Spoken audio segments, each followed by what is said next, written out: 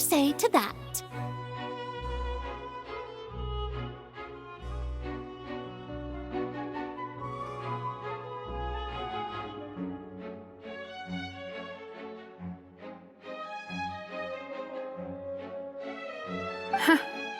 An argument with near impossible odds, huh? We have to not only refute Farina's claims, but also overturn the long-held beliefs of the people.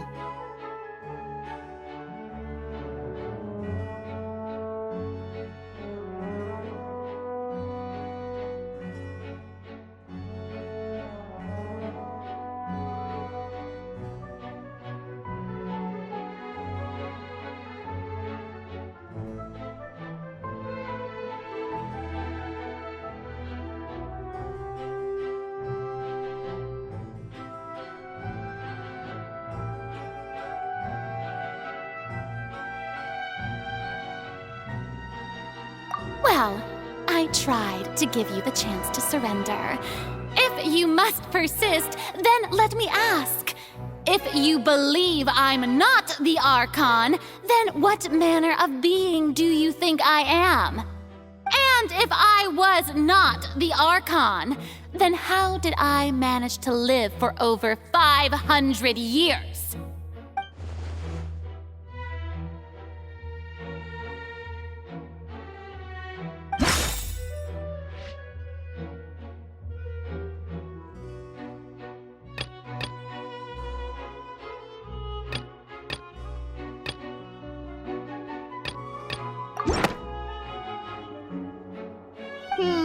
That doesn't sound right.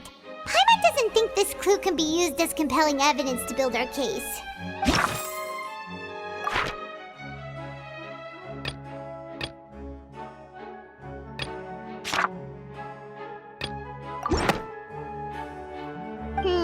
That doesn't sound right. Paimon doesn't think this clue can be used as compelling evidence to build our case.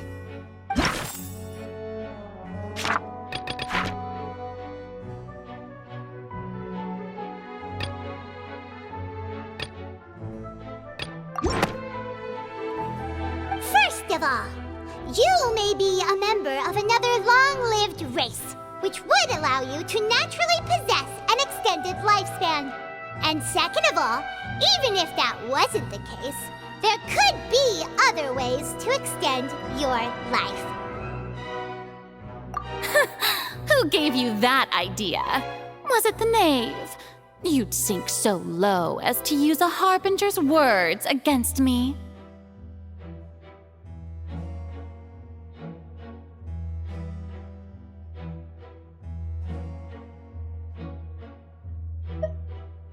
A curse? I once thought it possible that the aura of an Archon might naturally resemble a type of curse. But in light of this claim, perhaps what I sensed was not your divinity, but a curse after all. You sensed it too, huh, Neverlet?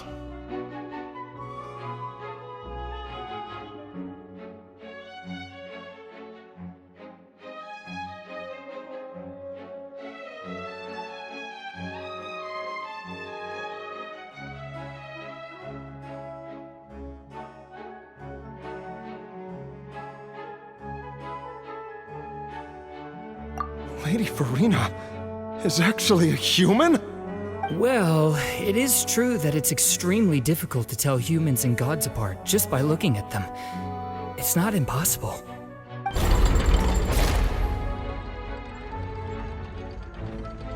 Well, don't start celebrating too early now. Even if I have been carrying a curse like you said, how does that prove that I am merely a human being? Besides, everyone knows that the main difference between a human and a god is the possession of authority. Gods can do what humans cannot. That's why they're worshipped as gods. For centuries, manifestations of my authority have served the nation of Fontaine.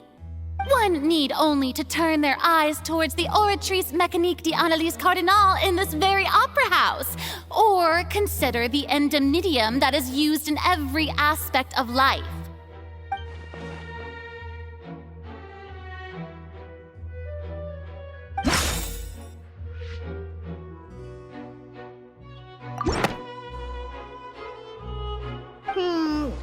doesn't sound right. Paimon doesn't think...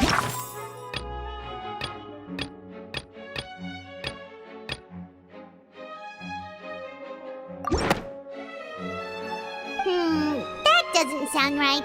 Paimon doesn't think this clue can be used as compelling evidence to build our case.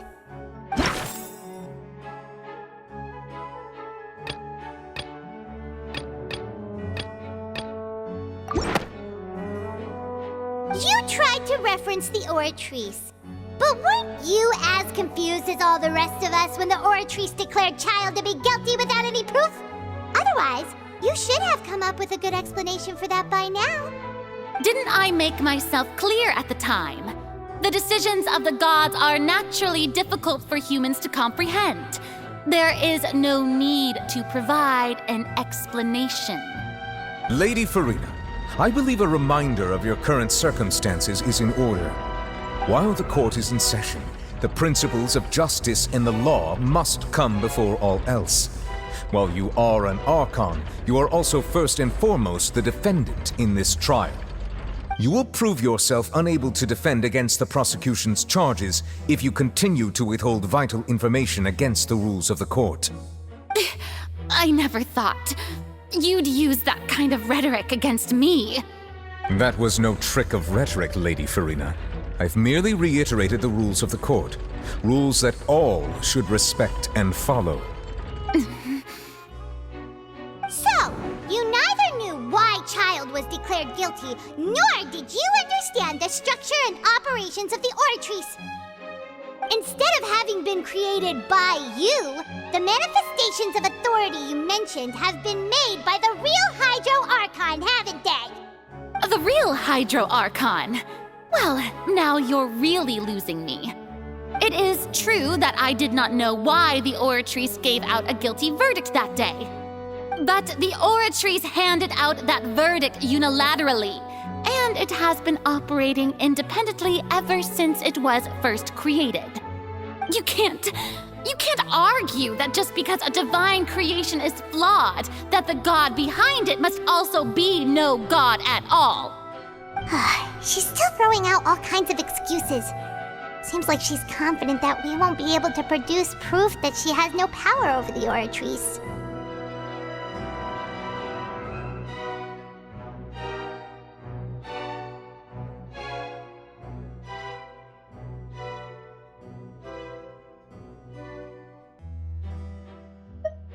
My power as an Archon. There are many ordinary citizens in the audience. How can I just carelessly demonstrate the formidable power of an Archon? If that poses a concern, I'm prepared to extend my protection to the audience. You don't need to go that far.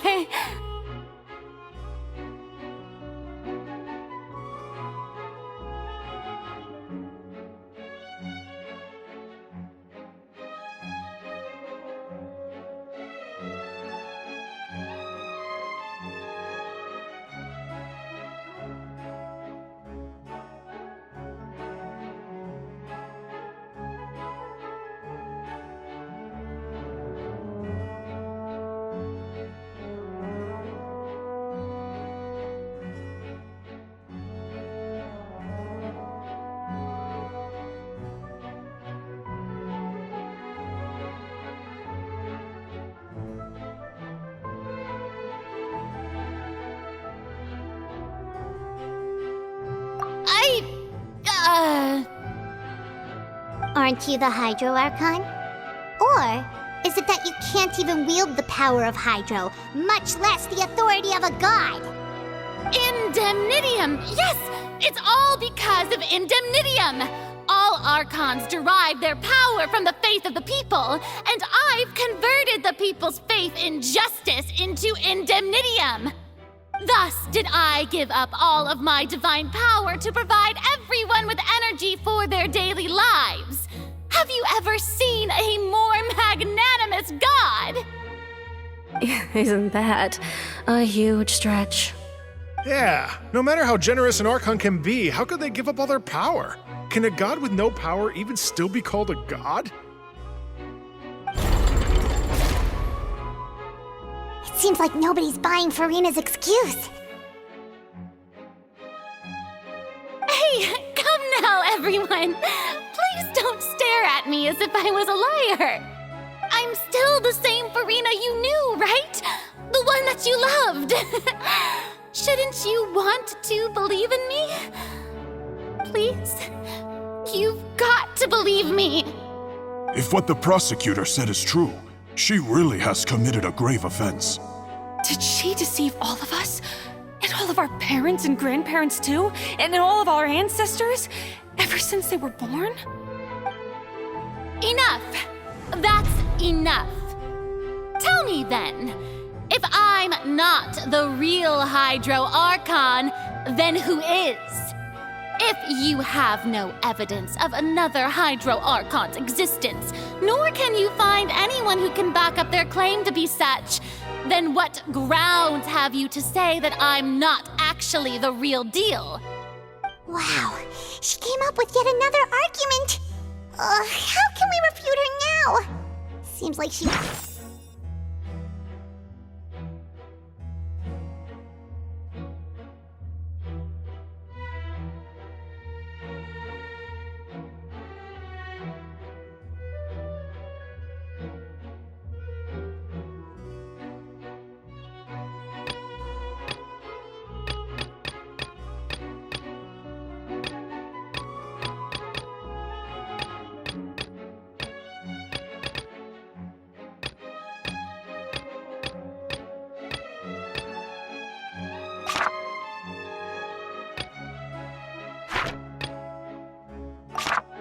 really doesn't want to give up.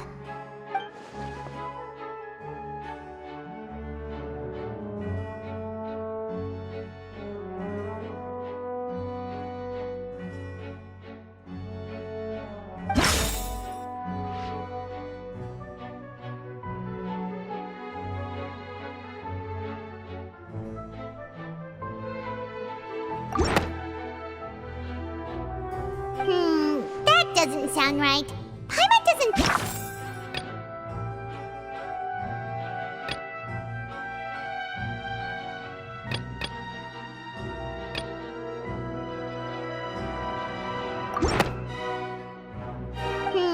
that doesn't...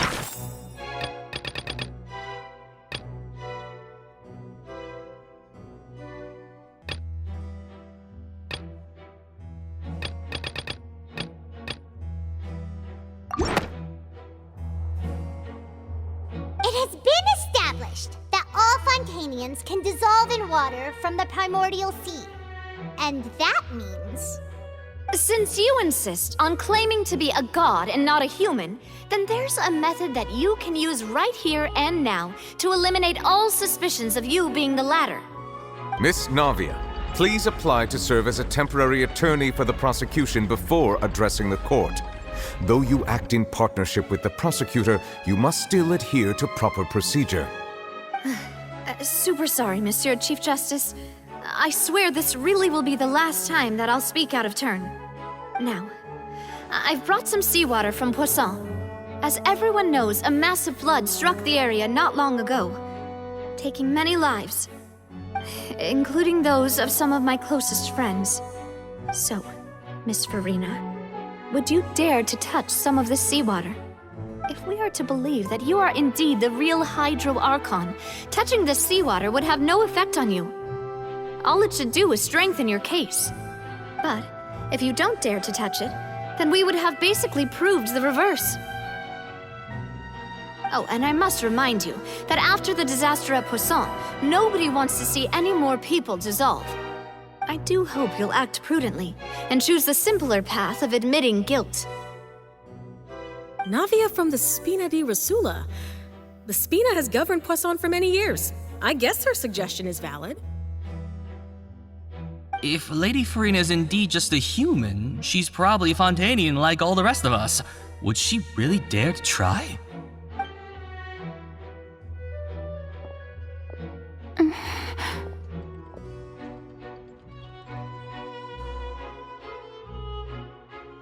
Lady Farina, this test has been unilaterally proposed by the prosecution.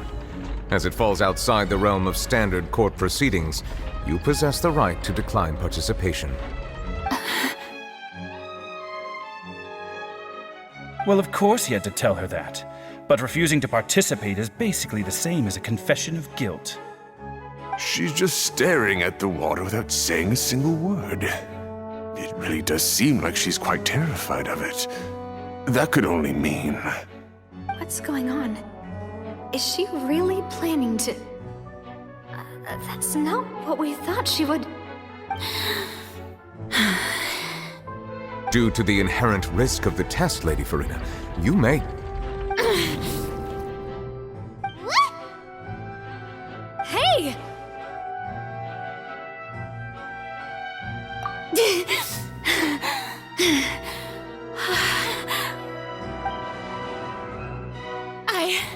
I'm fine! Look at me, everyone! My hand is still here! I haven't been dissolved! Will you believe me now? I really am your Archon! I'm nothing like a normal human who would fall apart as soon as they touch this water!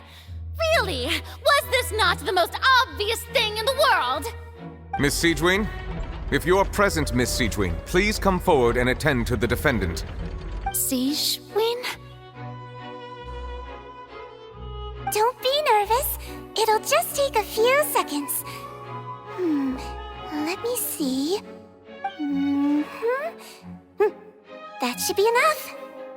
Please announce the results of your evaluation to the court, Miss Siegewien. As everyone doubtlessly saw, Miss Farina was displaying symptoms of hyperventilation and flushed skin.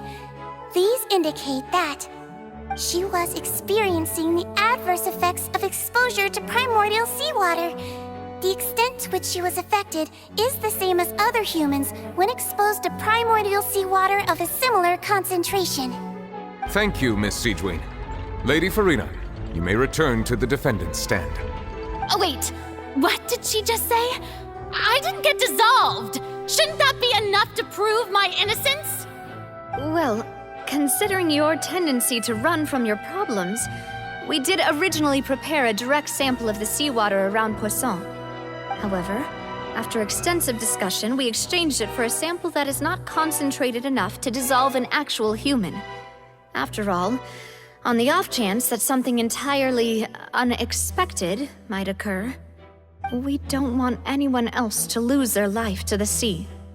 Yeah, so out of regard for Farina's life, you secured a low-concentration sample and asked the head nurse to serve as an expert witness. It's a great thing that the direct sample wasn't actually used. Farina could have... I can't believe... You...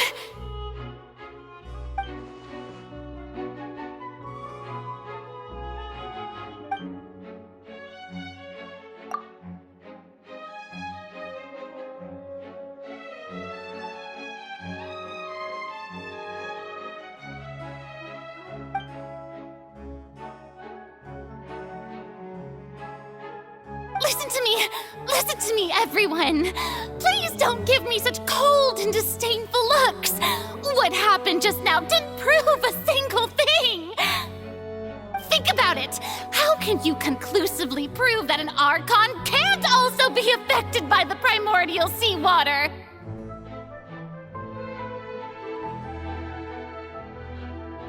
Also, if I was really just a human, why would I dare to just put my hand in that kind of water?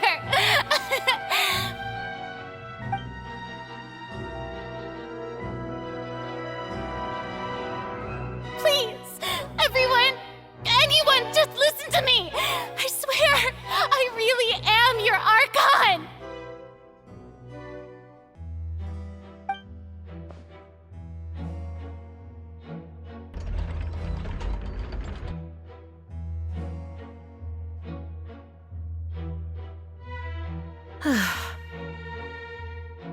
I don't think anything she says at this point will sway anyone.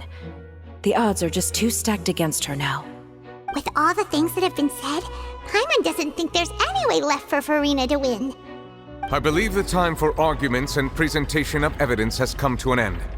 If there are no objections, we will move on to the final judgment.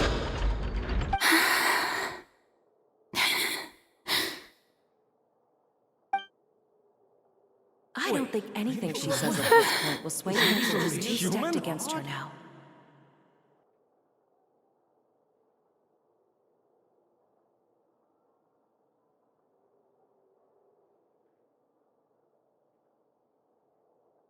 In my capacity as Chief Justice, I shall now render judgment on Farina's misrepresentation of herself as the Archon of Fontaine. As a human who knowingly deceived her fellow citizens, Farina is guilty.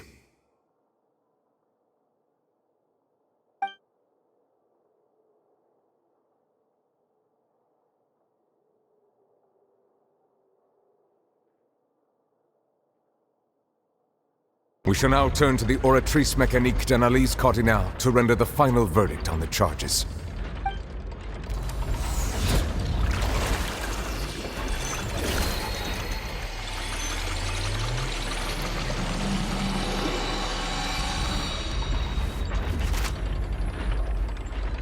According to the judgment of the Oratrice Mécanique d'Analyse Cardinal, Farina is... Well, what's wrong? What's the Oratrice's verdict?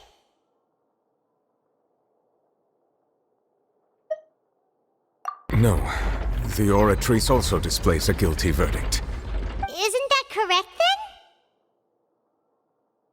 then? However, the exact wording of the verdict is thus: the Hydro Archon, guilty, to be punished via the death sentence.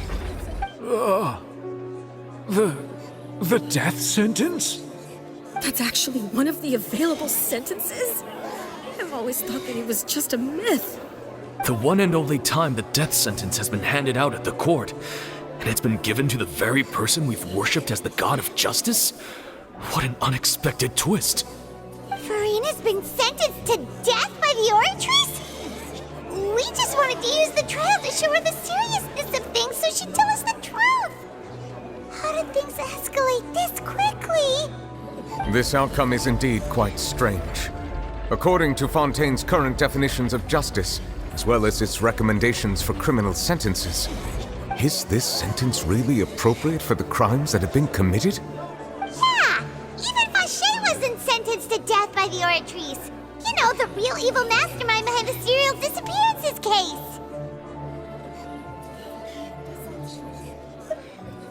Indeed. Not only is Farina's sentence overly excessive, the very point of our trial today was also to prove that Farina has never been the Hydro Archon in the first place. But now, the Oratrice seems to have deliberately invoked the title of the Hydro Archon. What does this mean?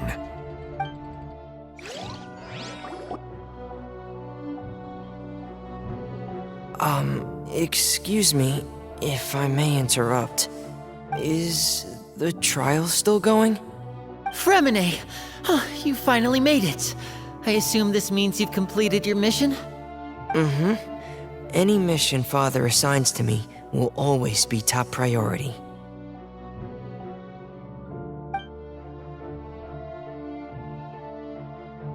Is that the first prophecy slate?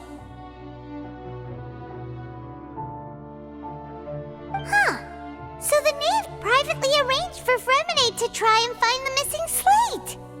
I looked everywhere and finally found it at the bottom of the sea. It took me a long time to get around some dangerous stretches of water. But has the trial already concluded? Then doesn't that mean I've come too late? Oh no. Father will be disappointed in me. Thank you for your hard work, Mr. Fremine. Please allow me to review the record left on the slate. Traveler, I believe that you have already seen the other existing slates, and would like you to come here and confirm their contents.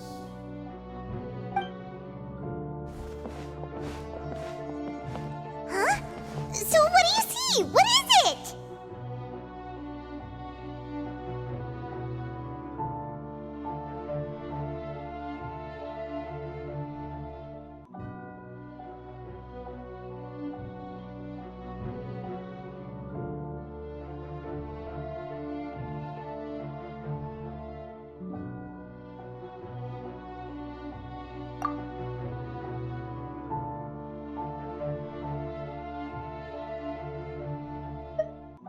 I believe I've now made sense of the Hydro Archon's crime.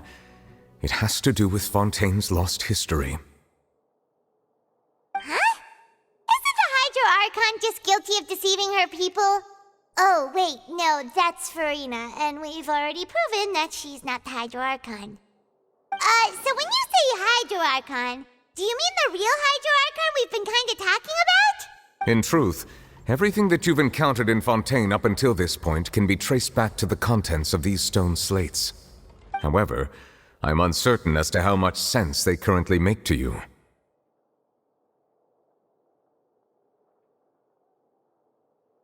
Okay, let's try to recall the contents of the other 3 stone slates. Paimon will do her best to help you remember.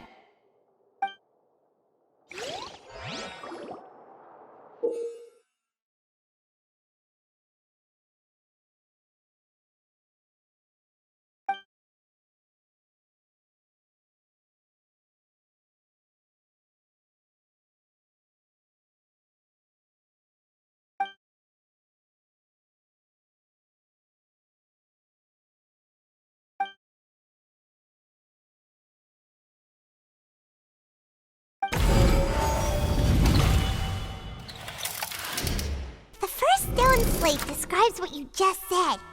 It seems to show the previous Hydro Archon using her divine power, and then the Oceanids turn into humans. Does that mean that Fontanians are transformed Oceanids? Oh, Paimon wasn't expecting that. But if Oceanids can turn into humans, then perhaps this process can be reversed as well. The second stone slate shows Celestia floating in the sky and the Hydro Archon and her people worshipping it together. But the heavens still brought judgment down upon them.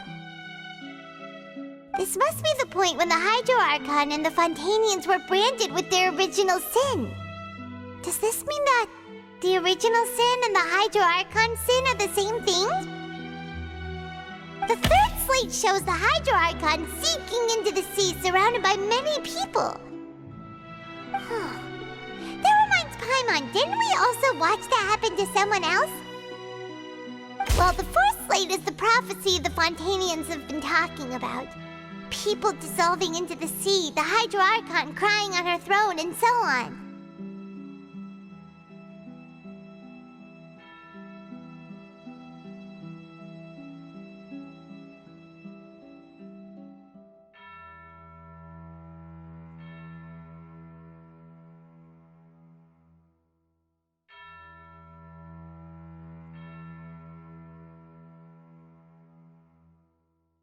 We didn't believe that such a crazy disaster could happen at first, did we?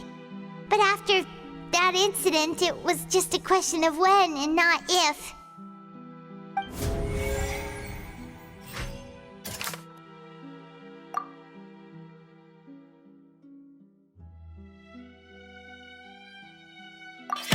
We know from the case of the serial disappearances of young women that Fontanians can be dissolved in primordial seawater, and this might be the reason that Fontanians can dissolve.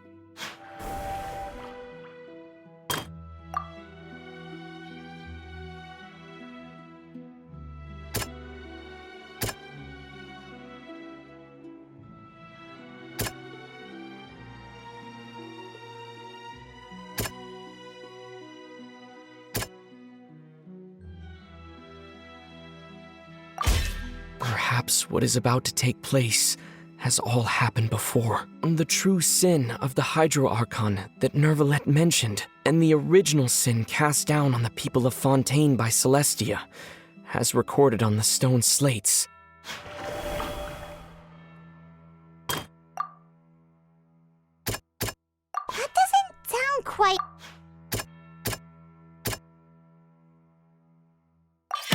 It's not as simple as falling into the sea. When Navia fell into the sea, her consciousness was subjected to judgment. The stone slates show the people gathered around the Hydro Archon in the sea. Could that be alluding to the same thing?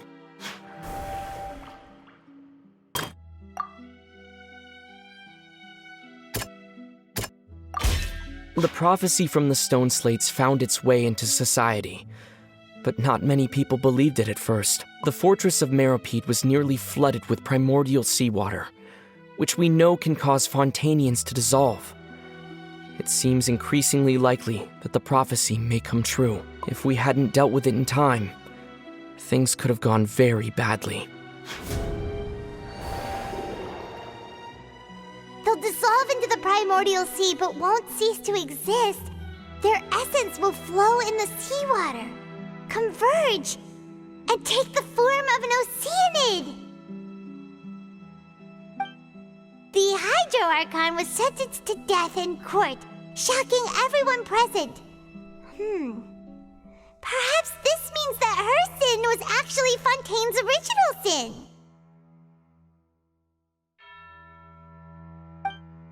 Navia fell into the water inside those ruins, and she nearly dissolved. She was surrounded by the people of Poisson in a court within her consciousness, and was forced to take part in a trial meant to make her stay.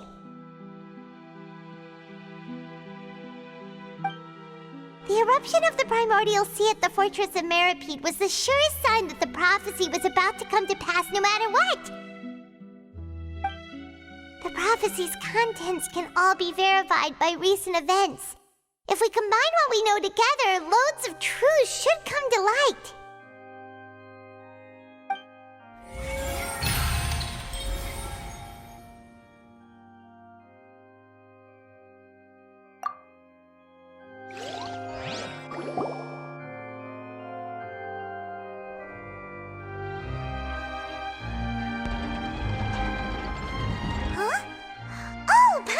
It now, so that's how you can make sense of it. But then it feels like we're going to have to share some truly shocking revelations. Let's hear them.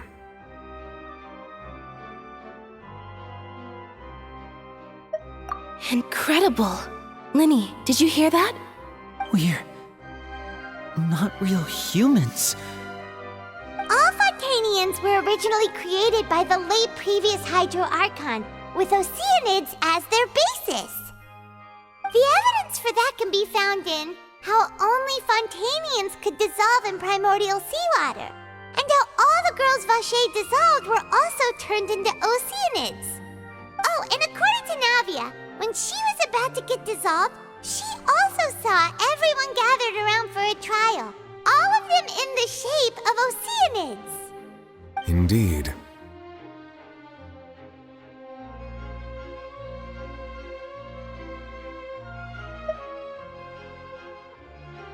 Yeah, and it follows from the content of the first slate that she probably angered Celestia by creating humans without prior permission. That could also explain why the Oratrice judged the Hydro Archon to be guilty.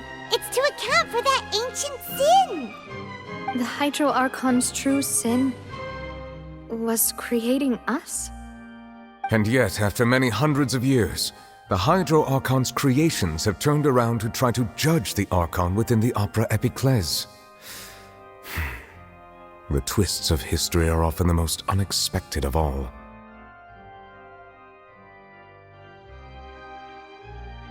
Yeah, isn't the image here just like when Navia fell into the sea?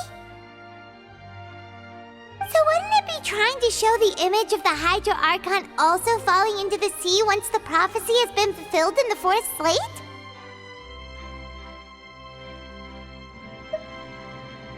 In the end, the people will all be dissolved into the waters, and only the Hydro Archon will remain weeping on her throne.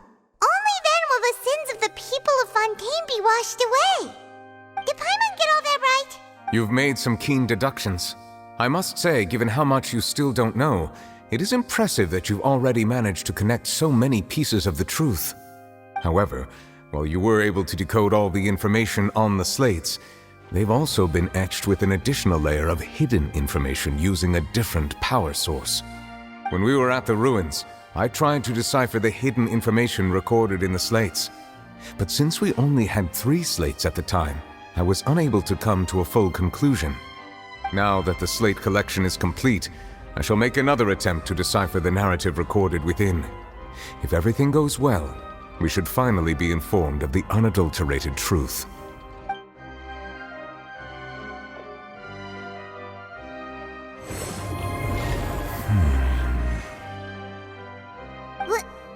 Well? Did you get it?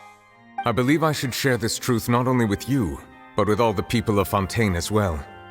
I will try to briefly summarize it for you.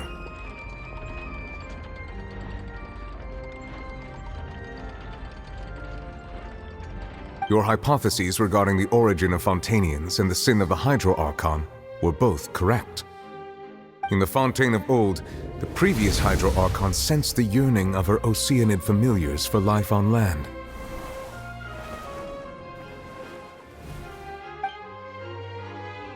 The Oceanids were enamored with the beauty and romanticism of human beings, and wishing to have those experiences for themselves, expressed to the Hydro Archon their desire to become of a similar kind. However, even though water as an element is intricately linked with the power of life, the Hydro Archon, as one of the seven, did not possess the authority to create a new form of human life. Not one to give in, she eventually found a way to create permanent humanoid bodies for her familiars by appropriating the power of this planet's primordial sea. She poured primordial seawater into the Oceanids' blood vessels, creating humanoid mimics in the process. But if Fontainians were to ever come into direct contact with water from the primordial sea, the power within their bodies would escape these artificial restraints and return to the sea. As a result, their forms would collapse, and they would be reverted to their original forms as Oceanids. Of course, the Hydro Archon never received permission from the heavenly principles to create a new human race. And thus, the Hydro Archon and all of her creations came to shoulder the original sin of appropriating the power of the primordial sea. That is the true history of how the people of Fontaine first came into being. So we were all Oceanids before we turned into human beings? That's way too much information for me. I think I'm just going to pretend that I never heard a single thing. Wait, but if that's the truth, we can't let the Hydro Archon be sentenced to death. After all, her only sin was creating us. This really might be too much information for your regular Fontainian, but it does answer a lot of our questions. Alas, your hypothesis regarding the third and fourth stone slates was inaccurate. The slates' respective positions are, in fact, correct.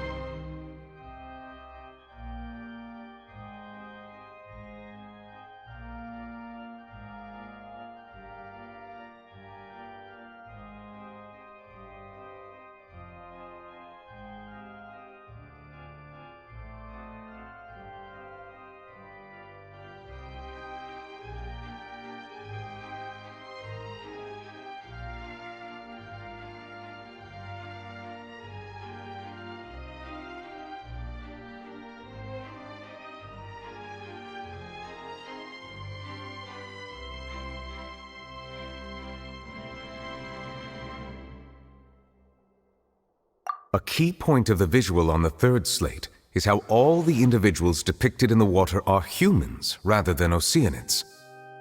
They have not been dissolved, which implies that the water depicted in this slate is not water from the primordial sea. The nation of Fontaine is the nation of Hydro, as well as the nation of Trials and Justice. Instead of being the literal element, the water in the scene symbolizes judgment and justice. You may also recall Navia's experience. When she fell into the sea, her consciousness was surrounded by that of many others who intended to hold a trial to determine her fate. Therefore, the meaning of the third slate is that the people of Fontaine shall try the Hydro Archon at the court of justice.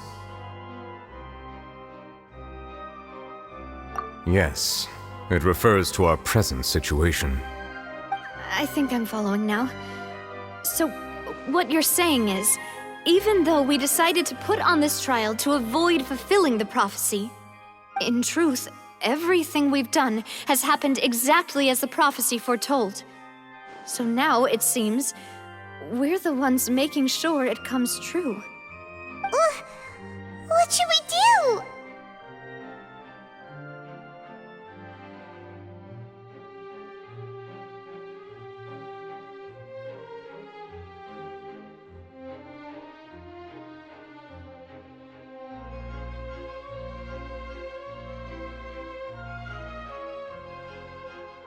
Huh. No matter what, the prophecy will be fulfilled. Is this what it feels like to be a prisoner of fate? If that's the case, does that mean the scene in the fourth slate will also be fulfilled soon? Traveler, I would like to point out another small fallacy in your deductions.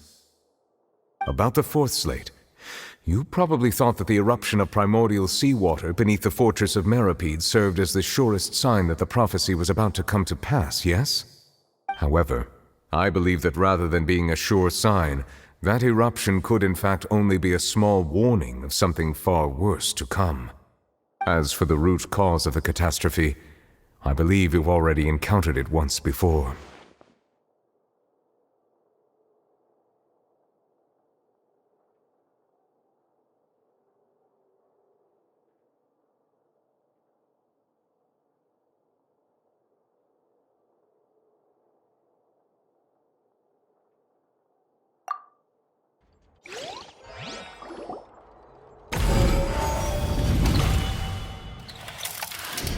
This eruption was just a small warning of the things to come.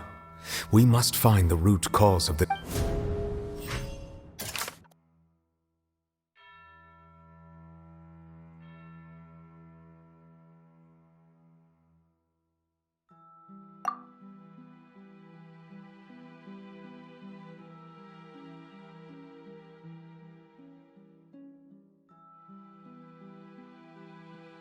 That doesn't...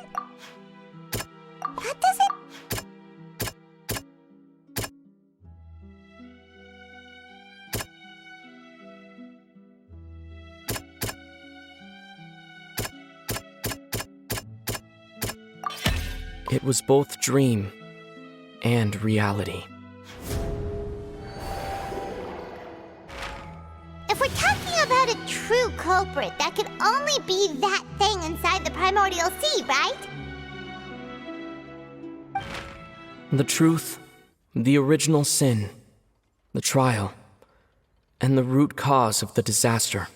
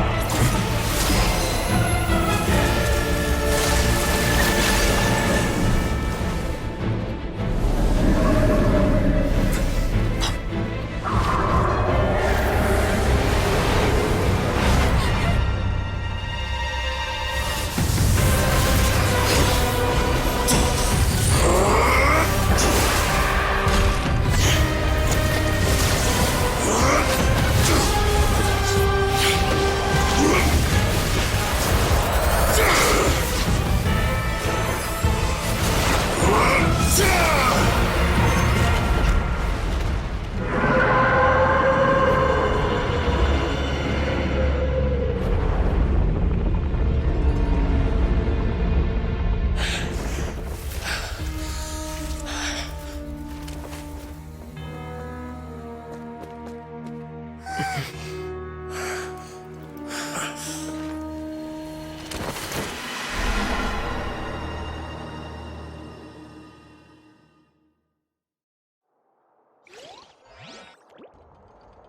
was way too close! How did that thing just burst into the Opera House? Wait, was that the huge whale you saw in your dream? So we've met it at last. I understand very well why it has chosen to make an appearance here. That whale does not belong to Tevat. It is a monster that has traversed the stars, weeping all the while. It has been greedily consuming the energy from the planet's primordial sea, using it to grow. That is the main cause for the rising sea levels. And once it has finished consuming all of the energy contained within the sea, its next step will be... You said that when the Hydro Archon first created Fontanians out of Oceanids, she filled their blood vessels with primordial seawater. Precisely. That whale finds the blood of Fontanians nigh impossible to resist. Therefore, when it left the primordial sea, it decided to make its next stop a packed opera house full of food. Food in the form of Fontanians. We just barely managed to push it back, right? In that case, won't it come back to target the people again once it's managed to recover its strength? That is correct. Indeed, it is more accurate to say that we should thank that Harbinger for buying us some time. Without him, the whale would have likely come onto land far sooner. From the way he looked, he must have been fighting the creature for quite a long time. That battle maniac. We've always known that he had a special connection with that whale, but we definitely didn't expect it to help us out like this. Anyway, now that we know that this whale is the actual cause of the disaster recorded in the prophecy, all we need to do to stop the prophecy would be to find a way to beat it up, right? It is too late.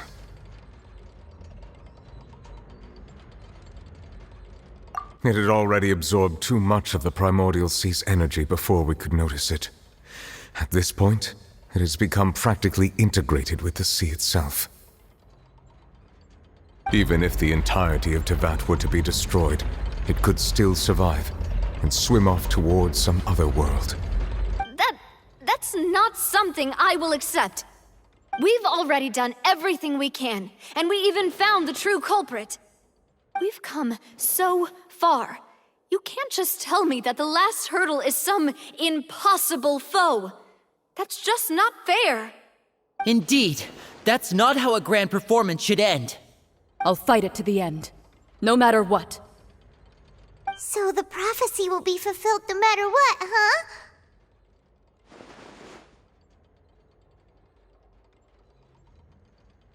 The prophecy, yes.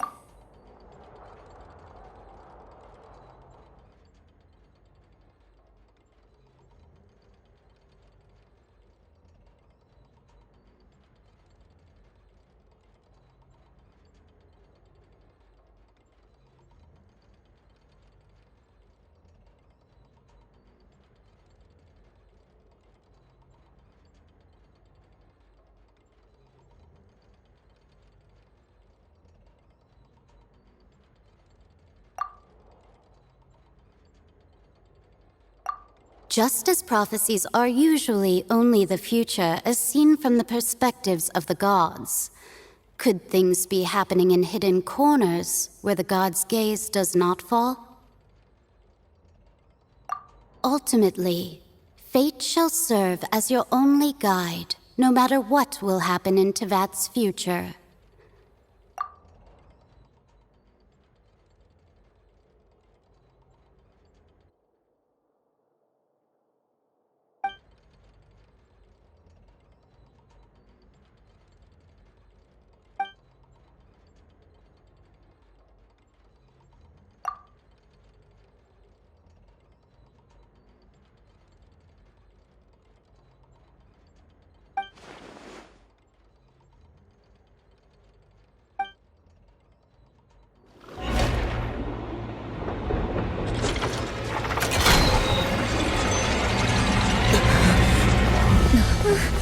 What's happening with the oratories?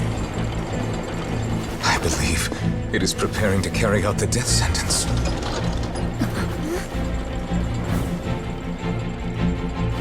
Farina!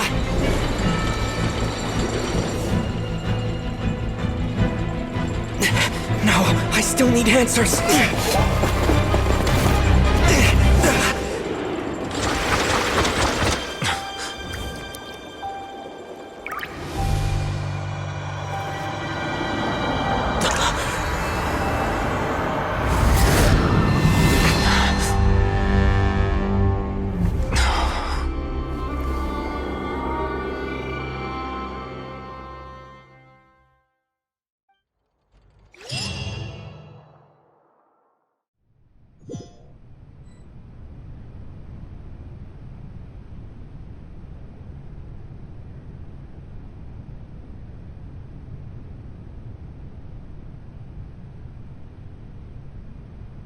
You...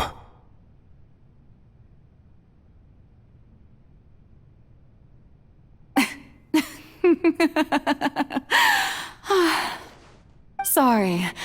That shocked expression on your face is just too amusing. I couldn't help myself. You are not Farina. Who are you? The sweet sound of bewilderment. Marvelous. A sure sign that my attempt to deceive everyone was a resounding success. But to answer your question, I am Focalor. You know, the god. Focalor? Why did you deceive us? Oh, that wasn't my goal, of course. Goodness, no. But I had to fool everyone else too, if I was to stand any chance of deceiving the heavenly principles. Deceiving the heavenly principles? It's all because of that pernicious prophecy. Dreadful, wasn't it? Everyone doomed to dissolve. Fontaine condemned to be flooded. One was not amused. In fact, one was positively bemused when that problem was thrust upon me by my dearest predecessor. That's the former Hydro Archon Egeria, for the uninitiated. It hardly gets more disastrous than a preordained national catastrophe, now does it? She knew full well that the prophecy would surely come to pass. And as one of the seven, she also knew full well that one defies the heavenly principles at one's peril. So yes, as you have no doubt surmised, it was a rather impossible situation that I found myself in. I spent a terribly long time mulling it over, alone on the ocean floor. And I was almost growing barnacles by the time I finally realized there was only one possible solution to this confounding conundrum. I had to outwit the heavenly principles, allow the prophecy to be fulfilled, ostensibly at least, while saving everyone at the same time. I'm a genius, I know. I can only assume that's why Egeria chose me as her successor. Although, looking back now, it was hardly the inheritance one dreams of. Between the task of saving the nation, the quotidian duties of the Hydro Archon, and not to mention the original sin of creating a new race of humans, I dare say she left me quite a colossal mess to clean up. But one can only play the hand one is dealt. I did not choose this, any more than I chose to be one of her Oceanid familiars. So you were also once one of the Oceanids, transformed into a human by Egeria's hand? Yes, I was. I always dreamed of becoming human. And I still do, even now. In my eyes, to be human is to be part of the greatest opera ever known. After becoming a god, I separated my divinity from my body and spirit, leaving behind only a self that was as naive and bewildered as my past self on her first day as a human being. The me you see before you now is that divinity, and the human counterpart I left behind I named Farina. She could feel joy, sorrow, and everything in between. She could be as vain and conceited, or as meek and vulnerable as she wished. Her strengths were of a kind only a human could possess, as were her shortcomings. But in my eyes, Farina's humanity was what made her perfect.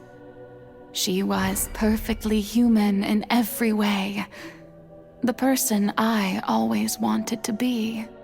Anyway, so then I cursed her. All part of the plan, of course. The plan to deceive the heavenly principles. Do you still remember the final scene of the prophecy? The Hydra Archon alone, weeping on her throne. In order that the prophecy might appear fulfilled, I invited Farina to be an actress, to play the part of the Hydro Archon in the prophecy. Under the curse I placed on her, so long as I, Focalor's divinity, continued to exist, she could not die. But nor was she free to live her life in the pursuit of happiness. Instead, she was forced to take the stage in the opera house, to embrace the role of leading lady, to forever play the part of the god from the prophecy, all to create a deceitful appearance of that prophecy coming to pass. I suppose now you probably understand why your court is called the Opera Epiclese. But Farina is only human, isn't she? Even though she has had a long life, her mind is no stronger than that of any other ordinary human being. I cannot begin to fathom what she has had to endure. It must have been torture for her. It has indeed. And although she is, in a sense, me in human form, I most definitely owe her an apology for it. It's been 500 years, and all along, she's been playing her part in the most unimaginably long, unbearably lonely, and agonizingly painful opera of all time.